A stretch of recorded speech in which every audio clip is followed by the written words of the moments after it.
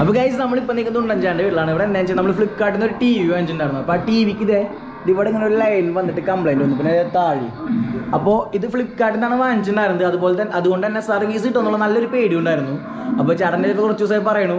അപ്പോൾ ഞാനത് കംപ്ലൈൻറ്റ് വിളിച്ച് രജിസ്റ്റർ ചെയ്ത് 3 ദിവസത്തിനുള്ളിൽ തന്നെ അവരെത്തിയിട്ട് കംപ്ലൈൻറ്റ് ഞാൻ നോക്കി അത് അവർ റിപ്പോർട്ടും ചെയ്തു. എന്തോ പാനൽ മാറണമെന്നാണ് അവർ പറഞ്ഞത്.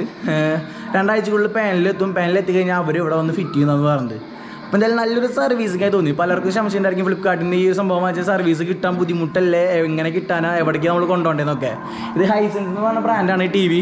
അപ്പോൾ ഹൈസെൻസിൻ്റെ ബ്രാൻഡിന് നമ്മുടെ അവിടെ തൃശ്ശൂരിലൊക്കെ സർവീസ് സെൻ്റർ ഉണ്ടോ എന്ന് എനിക്കറിയില്ല.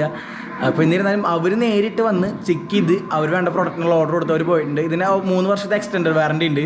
അതുകൊണ്ട് തന്നെ ഇനിയിപ്പോൾ 1 വർഷം കൂടി ഉണ്ട് എക്സ്റ്റൻഡർ വാറണ്ടി കഴിയാൻ വേണ്ടിയിട്ട്. ഫുൾ കവർ ഉള്ളതാണ്. എന്തായാലും അത് മാറി കിട്ടും. അപ്പോൾ എന്തായാലും ആൾ ഇപ്പോൾ വന്ന കുറച്ച് കാഴ്ചകളും ചെക്ക് ചെയ്യണതിൻ്റെ കുറച്ച് കാഴ്ചകളും അവിടെ ഇടാം. അത് കഴിഞ്ഞിട്ട് ആളുടെ ഒരു റിവ്യൂ കൂടി നമുക്ക് എടുത്തു.